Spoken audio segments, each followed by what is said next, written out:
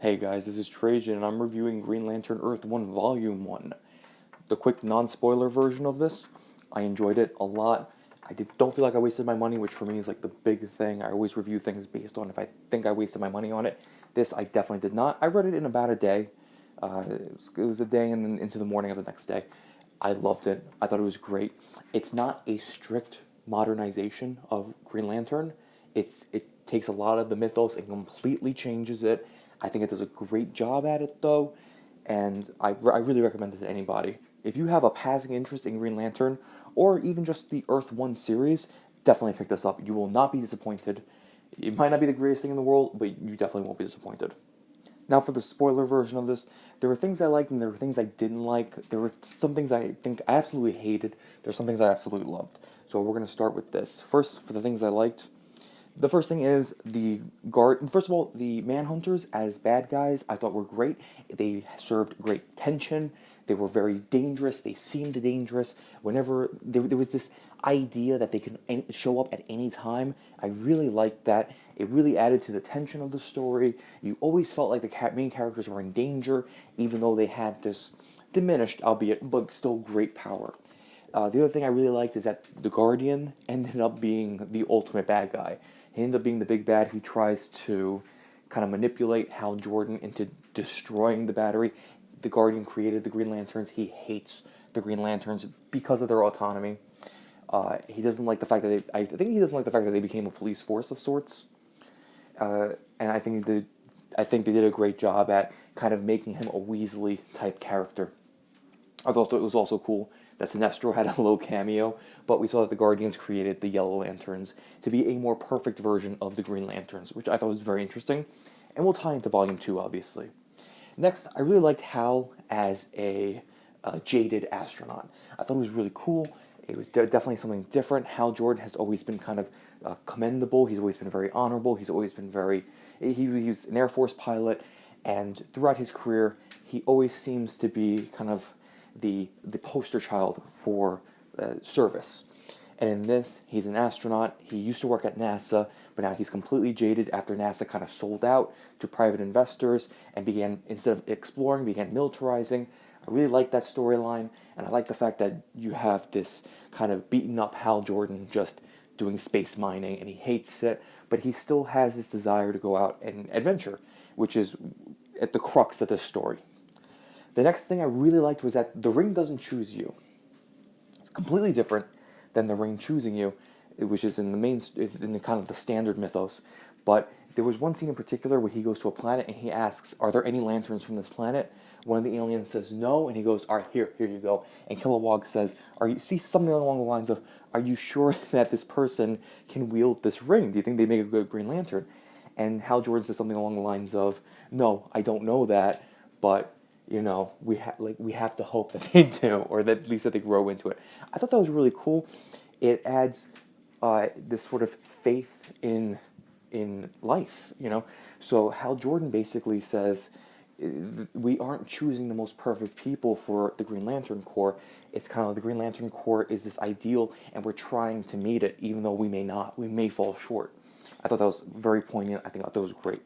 And the next thing is that I think the art is both good and bad. It's very sketchy. I know a lot of people didn't like it. I thought it kind of grew on you, and it fits the tone of the book. The tone of the book is very survivalist. Most of the time, it's Hal Jordan trying to survive on like these different planets, trying to survive slavery, trying to bring back the Green Lantern Corps.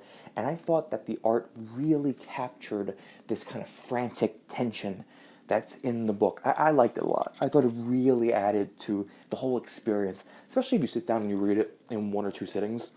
You get really lost in the art. Some of the things I didn't like, and that I actually downright hated, Aricia being voted the leader of the Green Lantern Corps, I thought was an interesting choice. Aricia, we see her twice in the book.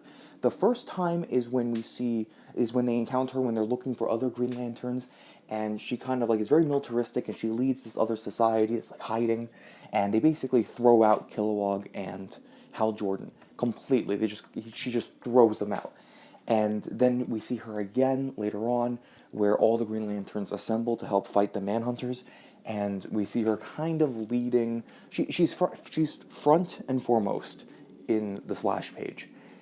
But then they vote her leader, and I thought that was really weird because I didn't think it fit kind of her character arc. She was a very side character. They didn't build her up at all. I'm not mad that Hal Jordan wasn't voted the leader. I actually think it was a good idea that he wasn't. His character arc did not seem to have a natural conclusion there. I think Kilowog would have been a better choice when we first meet him. He's eager to learn more about the Green Lantern Corps. He wants to know about the power that he has, and he wants to know how he can help. He's a very honorable character, and I think that he has all the makings of a great leader, especially in this. So voting Arisia was very strange. I'm afraid that they made the choice because she's a woman. I hope that's not the case, but it kind of, you can kind of see that. But anyway, that's for a different day though. And the other thing I didn't like was that there wasn't the line, "You have the power to overcome great fear." This is kind of the standard line that the ring says to you when it chooses you. Obviously, we have this idea that the ring doesn't choose you, and that anybody could wield the ring, good or bad, as we see with the kind of like squid monster alien female that steals the ring away from Hal Jordan at a certain point. But I remember finishing the book. I didn't notice at first, but I remember finishing the book and then realizing as soon as I closed it, wow, they didn't say the line at all. It wasn't even a throwaway line. So I felt a little empty after that, but it's not really that big of a deal. The last thing that I really didn't like is kind of the cliffhanger that they set up for Volume 2. The Earth problems aren't compelling enough to seem to drive Hal away from the Green Lanterns. So we have Hal Jordan, an adventurer who finally gets this power. He finally has some sort of purpose, which I think was a big theme in the book. And he goes back to Earth. It's kind of insinuated there's a one-world government. And he meets up with his old, I think, leader from NASA and from the mining experience. And she gets, fired for... I think she got fired for being a whistleblower. But the whole big thing was that he goes out and goes, "We have a lot of problems to fix here." And basically he's like, "I'm here to help." So we have that. However, it's not compelling. We don't have any real... we don't have... There's no tension when it comes to the Earth issues. And then I think it was just kind of throwaway that we need a reason to not have him leader, and we need something to take him away so that in the end Kilowog or Arisia can come back and say, "Hey, you're needed," and he can perform his duty elsewhere in Volume 2, which is fine, but there was no point to him going back to Earth. I thought it was stupid. I thought it was foolish. So, as my basic review of it, as you can tell, I did really like it. There are one or two problems here or there, but overall, I think it was really cool. It's a great retelling of the story. I hope you guys pick it up, and let me know in the comments what you guys think. Like, share, and subscribe. You can follow me at Trajan Channel. I'll catch you guys later.